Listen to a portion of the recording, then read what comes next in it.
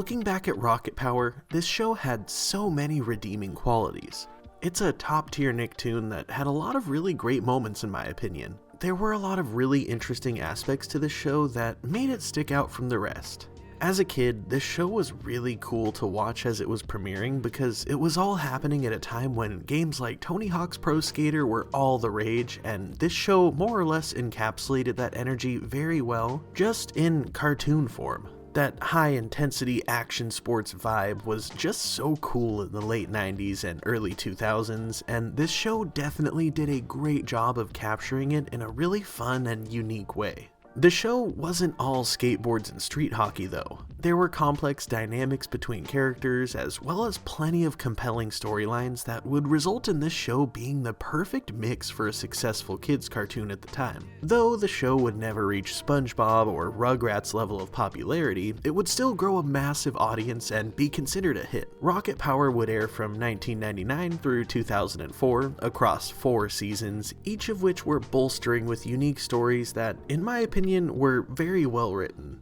We would see this radical group of friends go on all sorts of fun adventures over the years, and along the way the show would see no shortage of lessons to be learned, as was the case with most Klasky Csupo cartoons. I'll say this much as well, I feel like this is another one of those great shows that never really overstayed its welcome. I know that many people would disagree with that point, saying that this show feels outdated and never deserved its spot in the Nicktoons roster to begin with, but honestly, if you feel that way, then you obviously weren't this show's demographic, and that's okay. If you didn't grow up enjoying that kind of scene, then I can totally get why you'd lack interest in the show upon first glance, but the beauty of a show like this is that if you can look past the whole action sports dynamic, there's a genuinely fantastic cast of characters that come together very well for a worthwhile story. If there's any aspect of this show that really drove me nuts though, it would definitely be the main antagonist, Lars. Lars is Twister's older brother who's very competitive, brash, rude, and if he's not bullying Twister, he's likely spending his time getting into trouble. Lars just constantly does everything he can to make his little brother's life miserable, and it's honestly kind of sad. However, on today's nostalgic walk down memory lane, we're gonna check out an episode of Rocket Power where Twister finally loses it and gets fed up with Lars's mean tricks and bullying.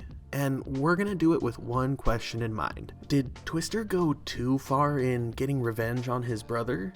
But first, I just want to say, hey, thank you so much for being here. I really appreciate you for clicking on this video and for being a part of my YouTube journey. I put a lot of passion and effort into my videos, and I really hope that you enjoy this one.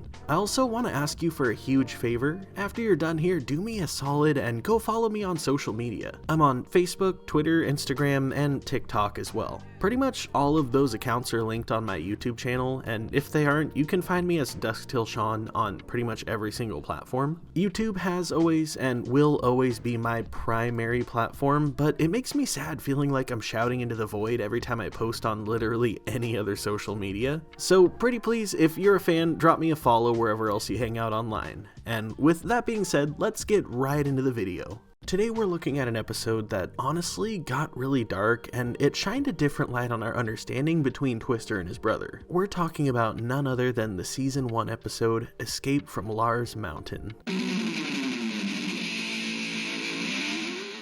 This episode begins on a sunny day at the beach of Ocean Shores.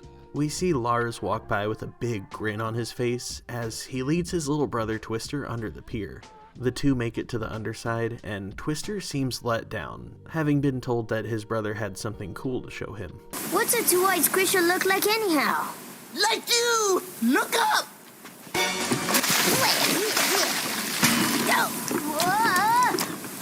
I can't believe I fell for this! Lars and his friends continue to clown on Twister, making him feel dumb for falling for their tricks all the time. Twister vows that he's never gonna fall for another one of their tricks again, and we cut right on over to the skate park where Twister is drying off and telling his friends all about what happened to him. His friends all fail to understand how Twister could have fallen for such a blatant prank. Twister says that it's not his fault because Lars is super tricky. Like how? Like when he tells me stuff? And I believe him! It's been like that since I was a little kid!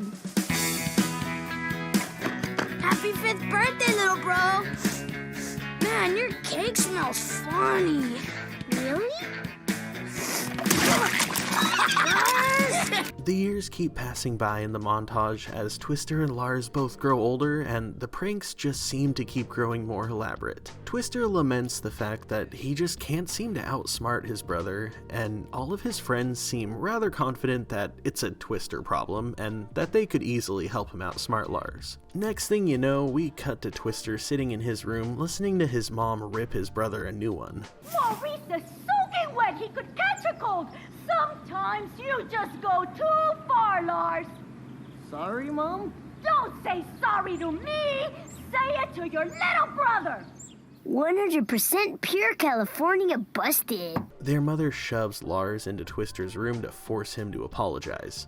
Lars walks in and offers a half-hearted sorry, and Twister points out that he's only doing it because Mom told him to. Duh. And she says I gotta make it up to you, so I figure I'll let you come to, Mondo Mountain with me tomorrow. Mondo Mountain? All the big kids go there. We don't like to tell little brothers about it for obvious reasons. This is just another trick. Lars just goes full steam ahead, saying that he's only offering because Mom told him to be nice, and that Twister doesn't have to come if he doesn't want to. Ultimately, Twister decides that he is gonna go and that he's bringing his friends with him. Lars walks off with an evil laugh, and we cut right to the next day where Twister and his friends are leaving on their bikes to meet Lars. They get past the local dump and into the woods, along the way having a conversation about how everyone wants to bail except for Twister, who's the only one at this point who actually believes that Mondo Mountain is a real place. Right when the group of friends go to turn around, Lars and his friends show up excited to see them, and Lars tells everybody to follow him. Follow Lars? Now that sounds like a bad idea. The group continues down the trail as Squid struggles behind them. Reggie asks Lars if he knows his way around here well, noting that it seems very easy to get lost out here in the middle of nowhere. You're right. Just ask those kids from the Wood Rangers. Oh, that's right. You can't. Why not? They decided to hike up here one day, and they never came back. That is such a lie. Think whatever you want. Lars keeps leading them ahead, saying that Mondo Mountain is just a little bit further and that he and his friends are gonna go check up ahead. Lars and his buddies speed on off, leaving Twister and the gang in the dust. Up ahead, we see Lars and his friends come to a stop. Pi asks when they're gonna ditch them, but Lars says that he wants to have some fun first as he pulls out a fanny pack that he was concealing and he tosses it over to Pi. Meanwhile, we see Twister and his friends pull over and start chatting. Hello, they're setting us up. Yeah, for the most awesome mountain biking ever. I hope. Lars rips up the sign that's in the ground, pointing the others to any hopeful direction, and at the same time, Pi is throwing around some bones that Lars had hidden in the fanny pack. We'll let them sweat a while before Big Brother Lars comes to the rescue. Let's get a microwave bean burrito at the gas station. Come on. Right as Lars and his friends pull away, we see Twister and the gang catching up, not too far behind them. Reggie looks at Twister with side eyes, saying that it's been over an hour and the whole group stops. Twister calls out for Lars, getting no response, leading him to think that maybe Lars and his friends got lost. No! Your brother and his loser friends ditched us. So now we're lost. We're gonna end up like those Wood Rangers, aren't we? They'll find our starved bodies huddled around our bikes. Sam, there were no Wood Rangers. Lars was just trying to freak us out. It's a lost Wood Ranger. Oh! Guys, these are chicken bones. What was a chicken doing in a Wood Ranger's uniform? Otto points out that all of this is obviously just Lars trying to play a prank on them, and Reggie stops to ask what they should do now. Twister says that they should just do nothing because as soon as it gets dark, Lars is going to show up teasing them and asking if they need to be saved. As Squid points out in a panic that it's already getting dark now, Reggie realizes that they can actually see the pier clearly from where they're at, which gives them their bearing, thankfully. As they prepare to head for home, Twister says that he's sorry he dragged them all into this. You know, I wish I was lost. Then Lars would never find me. And then... Guys, I think I have An idea! Just then, we see Lars doing exactly what Twister said he would. It starts getting darker, and he shows up calling himself the Dork Patrol and asking if anyone needs to be rescued. Just then, Reggie, Otto, and Squid run out of the bushes, laughing at the prank that Lars played on them, saying that it was a good one. Lars is surprised to see that they're not all mad at him, but Reggie says that they're just a little cold and totally lost. Where's the twisted one? Come on, he's with you. No, when I left the dweeb neck, he was with you guys. Lars, enough already. Twister ran ahead to hang with you three.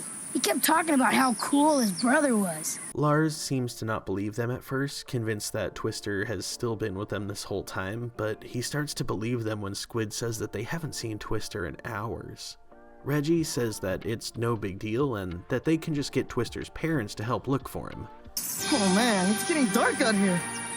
My parents will go ballistic if they find out I lost Twister. You gotta help me find them. You're on your own, Lars. This was your bright idea. Twister! Just then, we see Twister hop out of the tree above, wearing no shirt and missing a shoe. With camera in hand, he says that it's time to have some fun. Meanwhile, Lars is walking through the woods in a massive panic with his friends as they all call for Twister. His shirt! Whoa! And that's his sneaker. He must have... Splat. As Lars and his friends look over the edge, freaking out, Reggie, Otto, and Squid walk up saying that they're here to help look for Twister. They tell a very panicked Lars that they're starting to get worried about him. I think I found him. Guys, you gotta believe me. I would never want anything bad to happen to Twister. He's my little brother. I mean, just because it's more fun to be mean to him than it is to be nice, doesn't mean I don't care about him. I guess I never realized how much I... Oh, why don't you give me a big hug? Gotcha! Lars lets out a gigantic sigh of relief, happy to see that Twister is okay. Twister asks him how it feels to get a taste of his own medicine, and Lars seems to come to the realization that playing tricks on people is pretty uncool. Otto makes fun of Lars, teasing him for saying that he loves Twister. Lars refuses the idea of even thinking about saying anything like that, so Twister goes to pull out his camera, which was recording the whole time. Lars demands that the tape is never seen, and that none of them ever repeat what happened here to anyone. Twister says that he might just be able to agree to that for a price. Microwave gas station bean burrito. Doesn't get any better than this. Here it is again. I guess I never realized how much I... Never realized how much I... Realized how much I... How much I...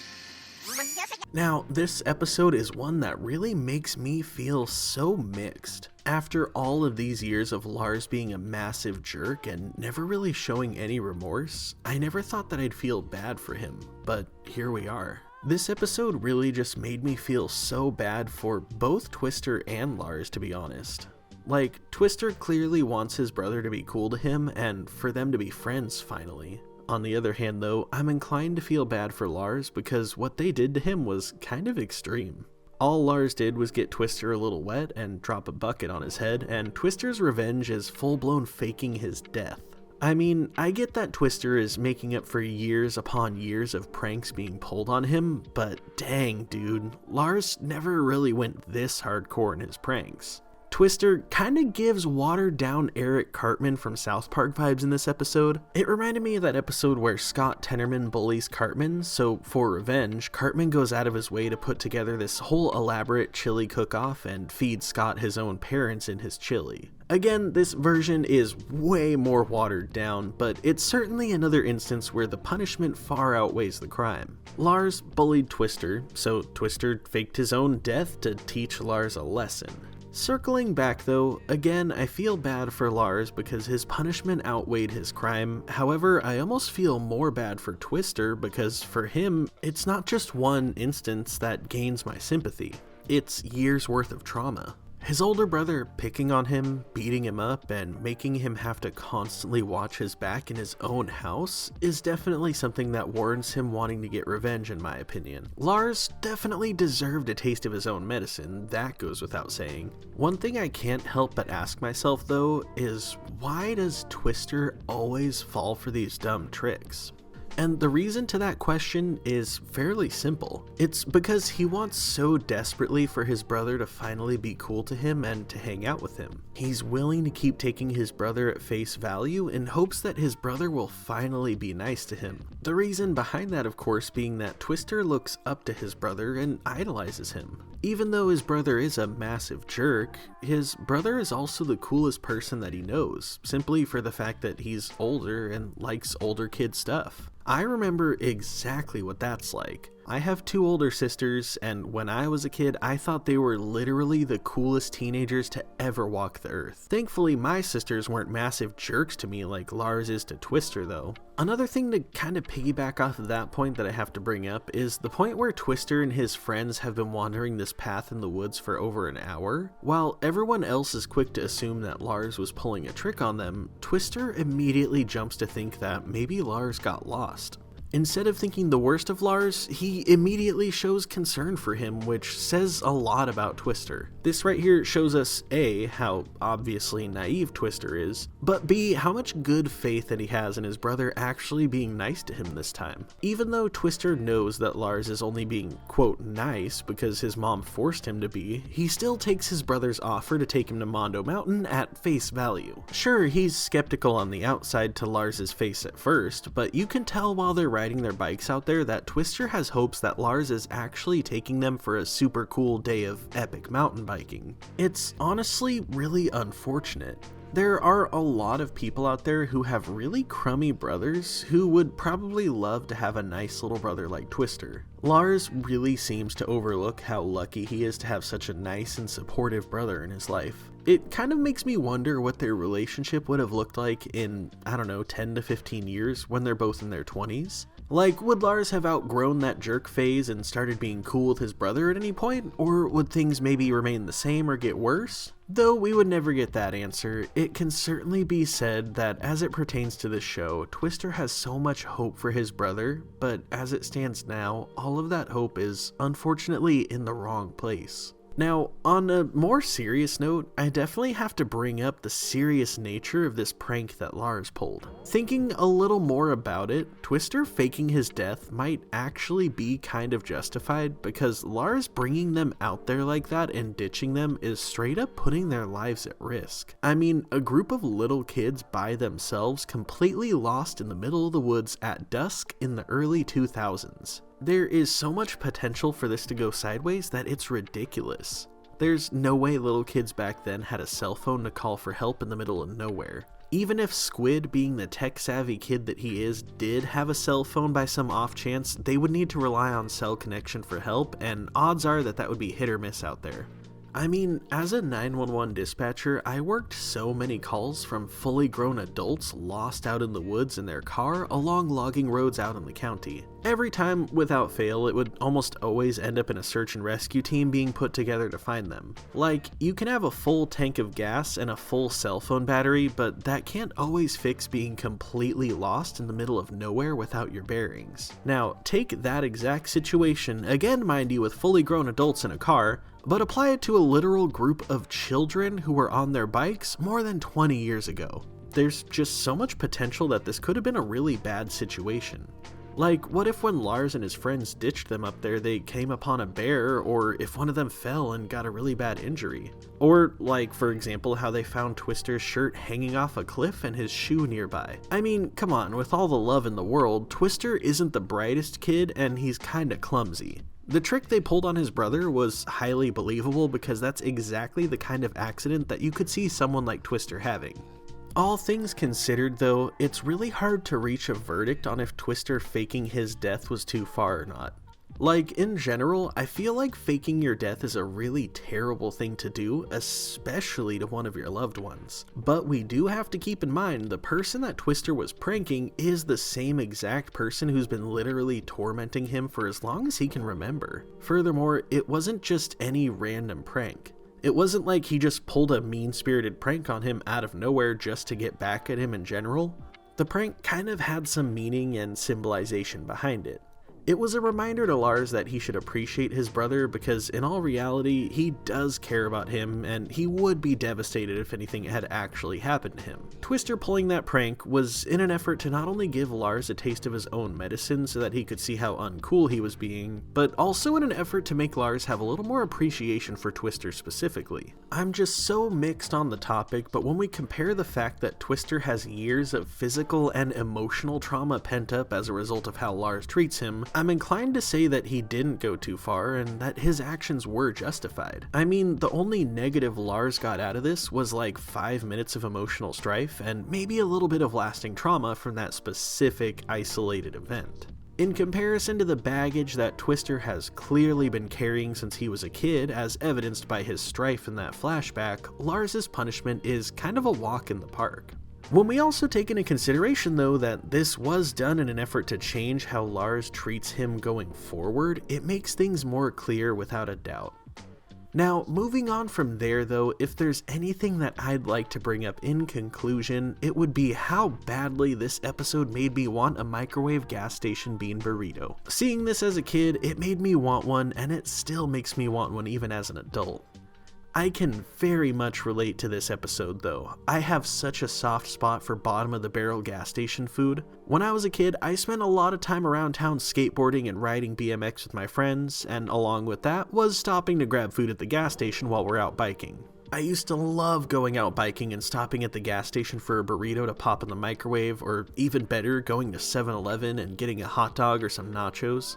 Oh man, those were the days, but my adult body gets heartburn and acid reflux just thinking about it. Circling all the way back to the beginning of this video though, this episode is one that I feel like is a great one to touch on as it pertains to rocket power because it's one that can definitely be enjoyed even if the show wasn't your cup of tea. Like, sure, the premise kind of revolved around them all going out biking, but that's really a minor part of the story in comparison to everything else that happens in this episode. It's one where I feel like you can find enjoyment in the characters and the story even if you detest skateboarding and extreme sports in general. But what do you guys think?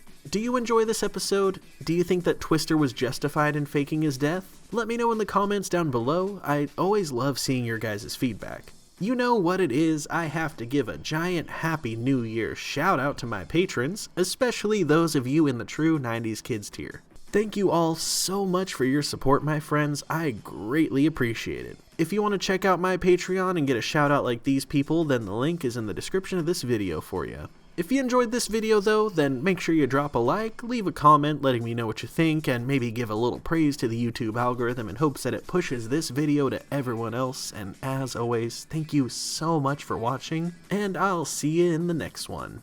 Peace.